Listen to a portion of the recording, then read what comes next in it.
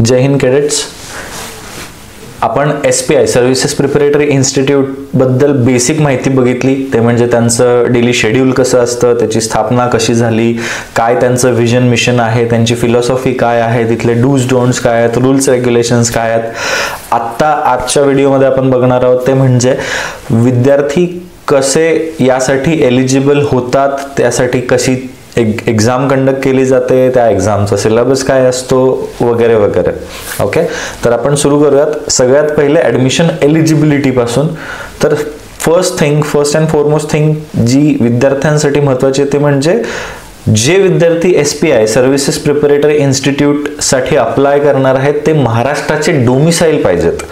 तर महाराष्ट्राचे डोमिसाईल म्हणजे महाराष्ट्राचे रहिवासी पाहिजेत आणि महाराष्ट्राचं रहिवासी प्रमाणपत्र डोमिसाईल सर्टिफिकेट त्यांच्याकडे असलं पाहिजे. हे महाराष्ट्र गव्हर्नमेंटने इश्यू केलेलं सर्टिफिकेट असतं जे हे दर्शवतं की आपण महाराष्ट्राचे रहिवासी आहोत. तर हे डोमिसाईल फार जास्त महत्त्वाचं आहे कारण की मेनली SPI हे महाराष्ट्रातल्याच विद्यार्थ्यांसाठी बनलेलं आहे. ओके, तर त्यात एज लिमिट काय आहे तर फक्त अनमॅरिड मेल कॅन्डिडेट्स अप्लाय करू शकतात. ज्यांचं लग्न न झालेलं आहे आणि मेल कॅन्डिडेट्स आहेत ते अप्लाय करू शकतात. त्यानंतर प्रत्येक जे जाहिरात येते, प्रत्येक SPIच्या फॉर्म निघण्याच्या वेळेला एक जाहिरात जी येते, ॲडव्हर्टाइजमेंट जी येते, त्यामध्ये 2 तारखा मेन्शन केलेल्या असतात. त्या तारखांच्या मध्ये जर तुमची बर्थ डेट असेल तर तुम्ही यासाठी एलिजिबल असतात. आता एक उदाहरण द्यायचं झालं तर एक बॉलपार्क तुम्ही पकडू शकता की जे विद्यार्थी 10वी मध्ये अपियर होत आहेत एक्झामसाठी, म्हणजे आत्ता 10वी मध्ये आहेत, 10वीत शिकतायत, तर ते विद्यार्थी यासाठी एलिजिबल असतील ज्या वेळेला ही परीक्षा साधारण एप्रिल महिन्यामध्ये होईल, एप्रिल 2026 मध्ये होईल. म्हणजे आत्ताचे 10वीचे विद्यार्थी 2025 ते 26 अकॅडमिक इयर शैक्षणिक वर्षातले विद्यार्थी हे एप्रिल 2026 मध्ये होणाऱ्या SPI साठी एलिजिबल असतील. SPI ही परीक्षा एकदाच देता येते विद्यार्थ्यांना. एज्युकेशनल क्वालिफिकेशन बद्दल बघूयात. तर candidate studying in 10th standard, मी आताच सांगितलं की जे 10वीत शिकतायत, तर state board, CBSE, ICSE, Waldorf, IB, IGCSE, Cambridge, कुठलंही बोर्ड असेल तर त्या बोर्डमध्ये शिकणारे विद्यार्थी यासाठी एलिजिबल आहेत. आणि त्यांच्याकडे काही मॅन्डेटरी सब्जेक्ट्स असायला हवेत जे English, physics, chemistry, general science, mathematics हे सब्जेक्ट्स त्यांनी 10वी मध्ये घेतलेले असतात. बऱ्याच वेळेला ICSE बोर्ड किंवा काही वेगळे बोर्ड्स आहेत हे ऑप्शन देतो विद्यार्थ्यांना की काही विषय ड्रॉप करायचे असतील त्यांना, तर स्पेसिफिकली हे विषय त्यांनी 10वी मध्ये बोर्डासाठी त्यांचे असले पाहिजेत. त्यानंतर त्यांना 10वी मध्ये कमीत कमी 60% मार्क्स पडले पाहिजेत असं SPI म्हणतं. कमीत कमी 60% मार्क्स त्यांचे 7वी, 8वी आणि 9वीच्या एक्झामिनेशन मध्ये सुद्धा पाहिजे. तर त्यामुळे ज्या वेळेला SPIची रिटर्न परीक्षा होते आणि इंटरव्ह्यू साठी तुम्हाला बोलवलं जातं त्यावेळेला तुम्हाला 7वी, 8वी, 9वीच्या मार्कशीट सुद्धा घेऊन बोलवलं जातं आणि त्या मार्कशीटवरती 60% पेक्षा जास्त मार्क्स असणं अनिवार्य आहे. आता फिजिकल स्टँडर्ड्स बद्दल बघूयात की नेमकं हाईट किती, वेट किती. So candidates should have following physical standards at the time of joining SPI. म्हणजे ही जी लिस्ट दिलेली आहे ही एक्झॉस्टिव्ह लिस्ट नाही आहे, म्हणजे याच्यात सगळं इन्क्लूड केलेलं आहे असं नाही आहे, बट बऱ्यापैकी एक बेंचमार्किंग किंवा गाईडलाईन आपल्याला म्हणता येईल. तर सगळ्यात पहिले कॅडेट्स हा मेडिकली फिट पाहिजे. त्याची हाईट 157 सेंटीमीटर किंवा त्यापेक्षा जास्त पाहिजे. त्याचं वजन 43 किलो किंवा त्यापेक्षा जास्त पाहिजे. चेस्ट विदाउट एक्सपान्शन म्हणजे छाती न फुगवता ती 74 सेंटीमीटर बसली पाहिजे आणि एक्सपान्शन केलं ती फुगवल्याच्या नंतर 5 सेंटीमीटर कमीत कमी मुलांसाठी असली पाहिजे. जी आय साईट आहे ती 6x6 in a distant vision chart मध्ये विथ अ बेटर आय दिसलं पाहिजे आणि 6x9 इन अ वर्स आय दिसलं पाहिजे, म्हणजे एक डोळा बंद करून वगैरे. So myopia less than 2 diopter आणि hypermetropia less than 2 diopter including astigmatism ह्या गोष्टी अलाउड नाही आहेत. त्यानंतर candidate must have a good binocular vision. Binocular लावल्यानंतर त्याला जी काही दृष्टी दिसते ती त्याला क्लिअरली दिसली पाहिजे. त्यानंतर तो विद्यार्थी हा कलर ब्लाइंड नाही पाहिजे किंवा नाईट ब्लाइंड नाही पाहिजे आणि should be able to recognise red and green colours, म्हणजे लाल असेल, हिरवा असेल, हे सगळे कलर वेगळे वेगळे ओळखू यायला पाहिजे. रंगांधळेपणा नाही पाहिजे, रातांधळेपणा नाही पाहिजे. या व्हिडिओच्या नंतर आम्ही एक कलर ब्लाइंडनेसची टेस्ट सुद्धा टाकणार आहोत. ही टेस्ट तुम्ही स्वतः घरी घेऊन बघू शकता की तुम्ही कलर ब्लाइंड किंवा आहात का. नाईट ब्लाइंडनेस तर युजली लगेच कळून जातो. रात्रीच्या वेळेला जर दिसत नसेल किंवा कमी दिसत असेल तर नाईट ब्लाइंडनेस येतो. बरं, या सिलेक्टेड विद्यार्थी जे आहेत यांना एक मेडिकल फिटनेस सर्टिफिकेट जे क्वालिफाईड रजिस्टर मेडिकल प्रॅक्टिशनर असतात त्यांच्याकडनं सही करून आपल्याला सबमिट करायचं असतं. आणि एक सेपरेट मेडिकल टेस्ट सुद्धा SPI मध्ये होते पहिल्या काही दिवसात ज्या वेळेला विद्यार्थी जॉईन करतात. आणि त्यानंतर जे फिट म्हणून डिक्लेअर केले जातात त्यांनाच फक्त SPI मध्ये कंटिन्यू करता येतं. म्हणजे जशी मोरलेस NDA ची प्रोसेस आहे तशीच एक सिमिलर प्रोसेस SPI सुद्धा राबवतं, स्क्रुटिनाइज करून विद्यार्थ्यांना SPI मध्ये जॉईन करून घेण्यासाठी. बरं, आता अप्लाय कसं करायचं तर SPIचा ॲप्लिकेशन फॉर्म हा ऑनलाईन असतो. त्यानंतर एक ऑनलाईन ॲप्लिकेशन फॉर्म असं वेबसाईटवरती दिसतं, त्यावरती तुम्ही क्लिक केलं आणि पुढचे इन्स्ट्रक्शन फॉलो करत गेलात की तुम्ही तो फॉर्म भरू शकता. दरवर्षी याचं एक नोटिफिकेशन सुद्धा वेबसाईटवरती ते टाकतात आणि त्या नोटिफिकेशनच्याच तिथे कशा प्रकारे फॉर्म भरायचा, कोण एलिजिबल आहे हे सगळं काही मेन्शन केलेलं असतं. आता पुढचं वगैरे ऍडमिशन प्रोसेस काय, म्हणजे नेमकं असतं काय काय त्याच्यामध्ये. जे सगळ्यात पहिले एक रिटर्न टेस्ट असते आणि एक इंटरव्ह्यू असतो. बरं, रिटर्न टेस्ट प्रत्येक वर्षी वेगळ्या वेगळ्या सेंटरवर कंडक्ट केली जाते. त्याची एक्झॅक्ट तारीख आणि जागा ही SPI-Aurangabad.com या वेबसाईटवरती मेन्शन केली जाते. हे मी मुलांचं सांगतो आहे. मुलींच्या याच्यासाठी वेगळी वेबसाईट आहे जी नाशिक SPI ची वेबसाईट आहे. ती एक्झॅक्टली वेबसाईट ही आम्ही डिस्क्रिप्शनमध्ये मेन्शन करू. Single question paper in English will comprise 150 questions in 2 parts. एक क्वेश्चन पेपर असेल इंग्लिशचा, ज्यात 150 प्रश्न असतील. इंग्लिश माध्यमामध्ये तो असेल, इंग्लिश मीडियम मध्ये असेल तो, आणि 150 प्रश्न असतील 2 पार्ट्स मध्ये. तर एक क्वेश्चनला 4 मार्क आणि मॅक्सिमम 600 मार्क असा हा फुल पेपर जर बघितला तर 600 मार्काचा पेपर असतो, ज्यामध्ये 3 तासाचा टाइम दिलेला असतो. नंतर फर्स्ट पार्ट हा मॅथमॅटिक्स साठी अलोकेटेड असतो, ज्याच्यावरती 75 प्रश्न असतात. आणि सेकंड पार्टवर जनरल ॲबिलिटी पोर्शनचे 75 क्वेश्चन्स असतात. हे सगळे मल्टिपल चॉईस क्वेश्चन असतात, ज्याच्यामध्ये एक प्रश्न आणि त्याच्या खाली 4 ऑप्शन असतात, ABCD. तुम्हाला जो करेक्ट असतो तो ऑप्शन सिलेक्ट करायचा असतो. आणि OMR शीट असते, त्या शीटमध्ये क्वेश्चन नंबर असतो आणि त्याच्या पुढे 4 गोळे असतात, ABCD. तर A असेल तर त्या A वरती आपल्याला डार्कन करायचं असतं, B असेल तर B ला डार्कन करायचं असतं. जर बरोबर आलं उत्तर आपलं तर 4 मार्क मिळतात आणि जर उत्तर चुकलं तर -1 मार्क होतात. तर हे निगेटिव्ह मार्किंग कशासाठी ठेवली आहे तर जर तुमचे प्रश्न चुकलं किंवा तुम्ही तुक्के मारू नये, विद्यार्थ्यांनी अंदाजे पंचे आन्सर लिहू नये यासाठी निगेटिव्ह मार्किंग लिहिलेली आहे. तर जे प्रश्न तुम्हाला फॉर शुअर येत असतील तेवढ्याच प्रश्नांचं उत्तर तुम्ही लिहायचं आहे. जर तुम्ही प्रश्न सोडून दिला तर कसलंही पॉझिटिव्ह मार्क पण तुम्हाला मिळणार नाही किंवा निगेटिव्ह मार्क सुद्धा जाणार नाही. ओके, जो दुसरा पेपर असतो जनरल ॲबिलिटीचा, त्याच्यामध्ये इंग्लिश आहे, सायन्स आहे, सोशल सायन्स आहे, सोशल स्टडीज आहे, याच्यात history, geography, civics, economics, politics आहे, जनरल नॉलेज आहे, करंट अफेअर्स असतं, लॉजिकल रिझनिंग असतं. आणि जे इंग्लिशचे क्वेश्चन असतात त्याच्यामध्ये ग्रामर असतं, रिडिंग कॉम्प्रिहेन्शन असतं, एरर कोरिलेशन असतं, synonym, antonym, meaning, usage, idiom, phrases यापैकी काही विचारलं जातं. हा more or less similar pattern आहे NDAचा असं म्हणता येईल आपल्याला. नंतर पेपर जो आहे तो 8वी 9वी 10वीच्या स्टेट बोर्ड CBSEच्या बोर्डच्या सिलेबस वरनं काढला जातो. आता इथे हे जे ब्रोशर आहे या ब्रोशर मध्ये त्यांनी ICSE पण मेन्शन केलंय, पण 2024-25 अकॅडमिक इयर साठी एप्रिल 2025 मध्ये जो पेपर झाला होता त्याच्या ऍडव्हर्टाइजमेंट मध्ये त्यांनी हे ICSEचं बोर्ड वगळून टाकण्यात आलेलं आहे. त्यामुळे मेन सिलेबस हा 8वी 9वी 10वी स्टेट बोर्ड आणि CBSE या बोर्डाच्या बेसिसवरती SPIचा सिलेबस हा ठरवला जातो. यामध्ये जास्त वेटेज हे 10वीच्या सिलेबसला असतं, कारण की विद्यार्थी 10वीत शिकतायत आणि फ्रेश त्यांचं 10वी कंप्लीट झालेलं असतं, त्याच्यामुळे त्यावरती जास्त फोकस केला जातो.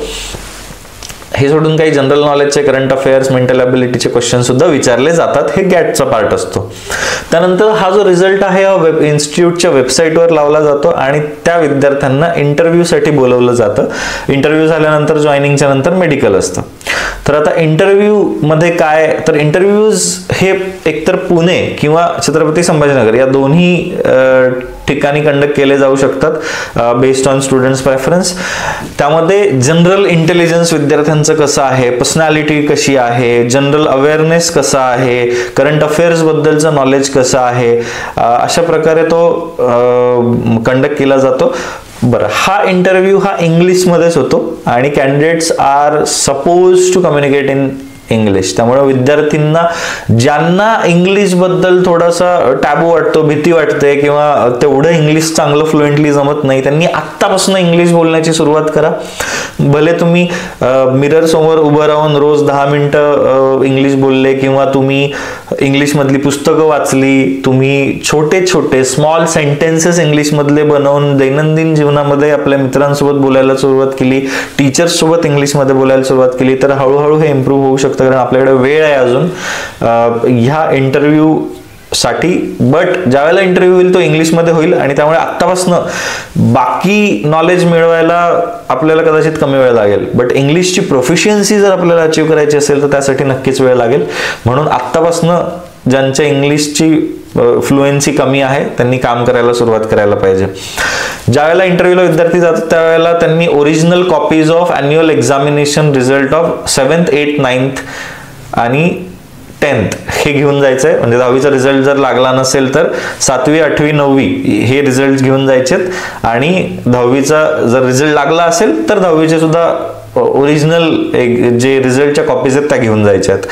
ठीक आहे. आणि बाकी जर काही अचिव्हमेंट्स असतील विद्यार्थ्यांचा, जसं की स्कॉलरशिप एक्झाम, NMMS किंवा ऑलिम्पियाड किंवा 5वी स्कॉलरशिप, 8वी स्कॉलरशिप, NSTSC, तर या सगळ्या किंवा विद्यार्थ्यांनी काही स्पोर्ट्समध्ये पार्टिसिपेट केलं असेल डिस्ट्रिक्ट लेवलला, नॅशनल लेवलला, स्टेट लेवलला, तर ह्याचे सुद्धा ओरिजिनल सर्टिफिकेट्स तुम्ही कॅरी करणं अपेक्षित आहे. कारण त्यावरती सुद्धा ते तुम्हाला प्रश्न विचारू शकतात आणि इट्स अ गुड थिंग की तुम्ही एक डायनामिक पर्सनॅलिटी आहात. अदर दॅन अकॅडमिक्स तुम्ही बाकी ठिकाणी चांगलं गेलं हे दाखवून देण्यासाठी एक खूप चांगला प्लॅटफॉर्म आणि वे आहे तो. ओके. बरं, त्यानंतर रिझल्ट आणि त्याच्यानंतर काय करायचं आहे, तर इंटरव्ह्यू झाल्याच्या नंतर साधारण 300 विद्यार्थ्यांना इंटरव्ह्यूसाठी बोलवतात आणि ते झाल्याच्या नंतर 60 विद्यार्थ्यांचा रिझल्ट आणि काही वेटिंग लिस्ट वाल्या विद्यार्थ्यांचा रिझल्ट लागतो. त्यानंतर तो SPIच्या वेबसाईटवरतीच डिक्लेअर केला जातो आणि त्यात सगळे जॉईनिंग इन्स्ट्रक्शन्स, म्हणजे जॉईन करताना काय सोबत कॅरी करायचं, कसं यायचं, कधी यायचं, काय डॉक्युमेंट्स घेऊन यायचं, कुणाला सोबत घेऊन यायचं, हे सगळं त्याच्यामध्ये मेन्शन केलेलं असतं आणि हे सगळं ईमेलवरती तुम्हाला पाठवतात. त्यानंतर first term of newcomers will normally commence in 1st, 2nd week of June. तर जूनमध्ये पहिल्या, दुसऱ्या आठवड्यामध्ये आपलं जे SPIचं पहिलं टर्म आहे किंवा पहिलं नवीन कोर्सचं पहिलं टर्म आहे किंवा 11वी आहे ती तेव्हा सुरू होते. Academic year is divided in 2 terms, that is first term and second term. पहिल्या टर्मच्या शेवटी वेकेशन्स दिले जातात दिवाळीच्या आसपास, जवळपास ऑक्टोबर-नोव्हेंबरमध्ये, आणि सेकंड टर्मचे वेकेशन्स जे असतात ते समर्सच्या दरम्यान असतात, साधारणपणे एप्रिल-मे मध्ये. आणि 4 टाईपच्या लिव्हज असतात: समर ब्रेक, विंटर ब्रेक, सिक लिव्ह आणि लिव्ह ऑन कंपॅशनेट ग्राउंड्स. जर कोणाच्या इमिडिएट फॅमिली मेंबरची डेथ झाली तर त्या केसमध्येच तुम्हाला सुट्टी मिळते किंवा आजारी असेल तरच सुट्टी मिळते किंवा हे प्री प्लॅन जे समर आणि विंटर ब्रेक्स आहे तेव्हाच सुट्टी मिळते. अदर दॅन दॅट हे सोडून दुसरे कुठल्याही सुट्ट्या SPI मध्ये मिळत नाहीत. ओके. नंतर discipline and adhering to daily routine. तर military form of discipline is expected to be maintain at SPI. म्हणजे मिलिटरीमध्ये तुम्ही असाल तर जसा डिसिप्लिन तिथे असतो तसाच डिसिप्लिन हा SPI मध्ये पूर्ण वेळ सगळ्या ॲक्टिव्हिटीज मध्ये असणं, दाखवणं गरजेचं आहे आणि त्यावरती सगळ्यात जास्त एम्फसिस दिला जातो. खूप cadet maintain high standard of personal turn out and conduct in and outside the campus. कुठलाही इनडिसिप्लिन जर विद्यार्थ्यांनी केला तर त्याच्याबद्दल फार स्ट्रिक्ट ऍक्शन घेतली जाते. अँड याच्याबद्दलचं ॲग्रीमेंट जे आहे ते जॉईनिंगच्या वेळेलाच, ॲडमिशनच्या वेळेलाच पेरेंट्स, गार्डियन जे असतात विद्यार्थ्यांचे, त्यांच्याकडनं साईन करून घेतलं जातं. त्यामुळे त्यांनी घेतलेले जे काही ॲक्शन असते ती सगळ्यांना बांधील असते. त्यानंतर तिथे कुठल्याही प्रकारचं रॅगिंग वगैरे अलाउड नाही, त्याच्याबद्दल सुद्धा रूल्स रेग्युलेशन्स आहेत. ओके, आता बघूयात की नेमकं फीस स्ट्रक्चर आणि कसं आहे. तर बोर्डिंग चार्जेस गव्हर्नमेंट ऑफ महाराष्ट्राने वेळच्या वेळेला डिसाईड केलेले जे असतात तर तेवढे ते बोर्डिंग चार्जेस आहेत ते साधारणपणे 3,000 रुपये पर मंथ असतात. तर यामध्येच बोर्डिंगचे सगळे काही एक्सपेंडिचर जे असतात ते कव्हर असतात. त्यानंतर सिक्युरिटी डिपॉझिट घेतात ते 3,000 रुपये, SC/ST कॅटेगरी स्टुडंटसाठी 1,500 रुपये. तर टाइम जॉईनिंगच्या वेळेलाच ते कलेक्ट केले जातात आणि बोर्डिंगचे 6 महिन्याचे पैसे म्हणजे 18,000 रुपये ते एकत्र कलेक्ट करतात. जर सिक्युरिटी डिपॉझिट ते तेव्हा रिटर्न करतात जर विद्यार्थी हा कुठल्याही डिफेन्स अकॅडमीला जॉईन करतो at any stage of life. म्हणजे जर विद्यार्थ्याचं NDA मध्ये जॉईनिंग झालं किंवा CDS पुढे जाऊन ग्रॅज्युएशन नंतर CDS FCAT मध्ये जॉईनिंग झालं किंवा कुठल्याही एंट्रीच्या थ्रू जर ते डिफेन्समध्ये जॉईन केलं तरच त्यांना हे सिक्युरिटी डिपॉझिट परत मिळतं. नंतर 11वी-12वीची कॉलेज फी ही नॉमिनल असते, ही वेळच्या वेळेला ठरवली जाते. यावेळची जी असेल ती त्यावेळेलाच आपल्याला कळेल. त्यानंतर बाकी जे कॅडेटचे एक्सपेंडिचर आहेत तर त्यांची किट असेल, ट्रेनिंग व्हिजिट, ट्रेनिंग एड्स, त्यानंतर हेअर कट असेल, त्यानंतर धोबी असेल, न्यूजपेपर, हे सगळे चार्जेस जे आहेत ते विद्यार्थ्यांना बेअर करायचे असतात ॲट कॉस्ट. त्यानंतर जर विद्यार्थ्यांनी SPI जॉईनिंगच्या नंतर सोडलं तर त्यांनी जर जी काही फी पे केलेली आहे ती त्यांना रिफंड मिळणार नाही. आय डोंट थिंक की या सिच्युएशनला कोणी येईल, कारण की एवढ्या प्रेस्टिजियस इन्स्टिट्यूटमध्ये एवढ्या मेहनतनंतर जर कोणी जॉईन करत असेल तर आय डोंट थिंक कोणी ते सोडेल. बट तरी सुद्धा ती फी जर भरली असेल तर ती रिफंड होणार नाही. ॲडिशनली पेनल्टी लागेल ती वेगळी. बरं, डिरेक्टर जे आहेत SPIचे त्यांना ऑथॉरिटी आहे की कुठल्याही विद्यार्थ्याला डिसिप्लिनरी ग्राउंड्सवरती ते रेस्ट्रिकेट करू शकतात, त्याचं नाव काढून टाकू शकतात. कोणी जर 56 दिवसापेक्षा जास्त जर आजारी असेल तर आपण त्यांना काढून टाकू शकतात, कारण की ते त्याचे डेली रुटीन वगैरे इन्स्टिट्यूटचे नाही करू शकणार म्हणून ते त्यांना काढून टाकू शकतात. कोणी मेडिकली अनफिट जर झालं किंवा मेडिकली अनफिट डिक्लेअर झालं बाय मेडिकल प्लेन जे SPIचं पॅनल आहे तर त्या केसमध्ये सुद्धा ते तुम्हाला काढून टाकू शकतात. कोणी जर रॅगिंग ऍक्टिव्हिटीमध्ये इन्व्हॉल्व असेल तर ते काढून टाकू शकतात. कोणाला जर 60% SPI मध्ये इंटरनल एक्झाम मध्ये नाही मिळाले तर ते तुम्हाला काढून टाकू शकतात. SPIचा मिनिमम डिसिप्लिन जो आहे तो जर नाही मेंटेन करता आला तर ते रेस्ट्रिकेट करू शकतात. बोर्डिंग चार्जेस, फीस आणि बाकी गोष्टी जर नाही वेळेवर पे केल्या तरी सुद्धा ते काढून टाकू शकतात. सो त्यांच्याकडे कम्प्लीट ऑथॉरिटी आणि ऑटोनॉमी त्याची आहे हे डिसिजन्स घेण्याची. ओके, आता का defence join, I don't think so याच्याबद्दल फार डिस्कस करण्याची गरज आहे, कारण की ह्या काचं उत्तर प्रत्येकाने इंटरनली शोधायला पाहिजे, स्वतःला विचारायला पाहिजे की मला का डिफेन्स फोर्स जॉईन करायचे आहेत. बट काही गोष्टी मेन्शन करायच्या असतील तर तुम्हाला तुमच्या देशाची सेवा करण्याचा, देशाचे संरक्षण करण्याचा जो काही सन्मान मिळतो आहे त्याच्या ॲडिशनमध्ये it's one of the big professional achievement, कारण की त्याची जी सिलेक्शन प्रोसेस आहे ते खूप रिगरस असते. म्हणजे NDAचं उदाहरण घ्यायचं झालं तर नॅशनल डिफेन्स अकॅडमीची रिटर्न एक्झाम क्रॅक करणं हे एक खूप चॅलेंजिंग आहे. त्यानंतर त्याचं SSB क्रॅक करणं ही एक खरंच प्रोफेशनल अचीवमेंट आहे आणि ती अचीवमेंट तुम्ही जर केली तर nothing like it. Second thing is एक जॉब सॅटिस्फॅक्शन आहे की तुम्ही देशाची सेवा करता आहे. जॉब सिक्युरिटी आहे, एकदा तुम्हाला जॉब लागल्याच्या नंतर तो जॉब जोपर्यंत तुम्ही रिटायर होत नाही तोपर्यंत तो सिक्युअर असतो. इकॉनॉमिक स्टेबिलिटी आहे, म्हणजे इकॉनॉमी कुठेही गेली, मंदी आली, काही झालं तरी सुद्धा जॉबला धक्का लागत नाही. सोशल स्टेटस आहे, तुम्ही सैन्यामध्ये काम करता, देशाची सेवा करता म्हणून सगळेजण जे आदराने तुमच्याकडे बघतात तर तो आदर यामध्ये आहे. क्वालिटी ऑफ लाईफ आहे की एवढी चांगली एक क्वालिटी ऑफ लाईफ की सगळ्या ऑफिसर्स मेसला तुम्हाला ॲक्सेस असतात, वेगवेगळे जे गोल्फ कोर्स आहेत, वेगवेगळे जे ग्राउंड्स आहेत त्या ग्राउंडला तुम्हाला ॲक्सेस असतात, आणि मोठे मोठे म्हणजे हजारो एकरचे कॅम्पसेस ऑल अक्रॉस इंडिया आहेत.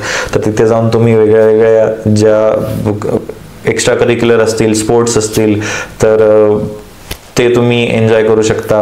व्हरायटी आणि ॲडव्हेंचरस लाईफ असते, वेगळ्या वेगळ्या ठिकाणी पोस्टिंग होते आणि तिथला सगळा एक्सपिरियन्स तुम्हाला घ्यायला मिळतो. त्यामुळे हे सगळे पॉईंट्स आहेत की these are the kind of perks आणि ब्राउनी पॉईंट जे आर्मी, नेव्ही, एअरफोर्स मधले ऑफिसर्स एन्जॉय करत असतात. पण प्रोफेशनल ॲडव्हान्समेंट कसे असतात, तर promotional avenues available for army officer are given below and similar avenues are there for officer of navy and air force. तर दोन टाईपचे प्रमोशन्स होतात. एक आहे ते म्हणजे सिनियरिटी नुसारचे प्रमोशन आणि दुसरे आहेत सिलेक्शन नुसारचे प्रमोशन. तर सिनियरिटी नुसार तुम्ही जर 2 वर्ष सर्व्हिस केली तर तुम्ही कॅप्टन पोस्टला प्रमोट होता, 6 वर्षाच्या सर्व्हिस नंतर मेजर पोस्टला आणि 13 वर्षाच्या सर्व्हिस नंतर लेफ्टनंट कर्नल पोस्टला. आणि सिलेक्शन मधनं तुम्ही जाऊ शकता colonel, brigadier, major general, lieutenant general आणि जनरल. आता इकॉनॉमिक स्टेबिलिटीचं जर बघायचं झालं तर कॅडेट्सला ज्यावेळेला तुम्ही Indian military academy, officers training academy, cadet training wing जे कॉलेज ऑफ मिलिटरी इंजिनिअरिंगमध्ये आहे, MCME आणि MCT, तर इथे एक फिक्स स्टायपेंड मिळतो 21,000 रुपये पर मंथचा. आणि रिटायरमेंट नंतर तुम्ही लास्ट ड्रॉन जी सॅलरी असते त्याच्या 50% तुम्हाला पेन्शन मिळते. ग्रॅच्युइटी, लिव्ह एनकॅशमेंट आणि प्रोव्हिडंट फंड हे सगळे काही तुमच्या पार्ट ऑफ सॅलरीचा एक भाग असतात. नंतर फ्री मेडिकल ट्रीटमेंट इन्क्लुडिंग डिपेंडंट्स, म्हणजे तुमची आणि तुमच्यावरती डिरेक्टली जे डिपेंडंट आहेत, तुमचे मुलं बाळ, तुमचे आई वडील, स्पाऊस, हजबंड और वाईफ, तर या सगळ्यांची मेडिकल ट्रीटमेंट फ्री असते आणि ती सुद्धा मिलिटरी हॉस्पिटलमध्ये.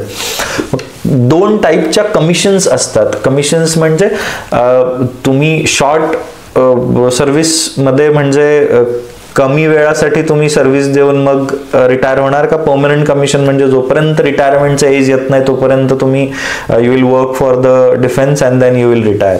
तर परमनंट कमिशनच्या एंट्रीज ज्या असतात तर ती NDA 10+2 TES एंट्री, ह्याची एंट्री ही JEEच्या थ्रू होत असते. डायरेक्ट एंट्री आफ्टर ग्रॅज्युएशन, ह्या ज्या एंट्रीज आहेत या CDS AFCATच्या एंट्रीज असतात. Engineering graduates, university entry scheme, law graduates, हे सगळ्या परमनंट कमिशन्स आहेत. शॉर्ट सर्व्हिस कमिशन ग्रॅज्युएशन नंतर नॉन टेक्निकल जे मेन वुमेन किंवा after graduation technical men women, NCC special entry जी असते, हे सगळे शॉर्ट कमिशन्स आहेत. आणि 12वी नंतरच्या काय काय अपॉर्च्युनिटीज आहेत तर NDA army wing, NDA navy and air force wing, naval academy 10+2 TES army आणि नेव्हीची TESची एंट्री, टेक्निकल एंट्री म्हणतात त्याला, ही वेगळी होते. यात PCM ग्रुपमध्ये 70% प्लस मार्क्स लागतात आणि JEE मध्ये साधारणपणे टॉप 2 लाख विद्यार्थ्यांमध्ये तुम्ही येण्याची गरज असते. तर अशा प्रकारच्या अपॉर्च्युनिटी सगळ्या विद्यार्थ्यांसाठी अवेलेबल असतात.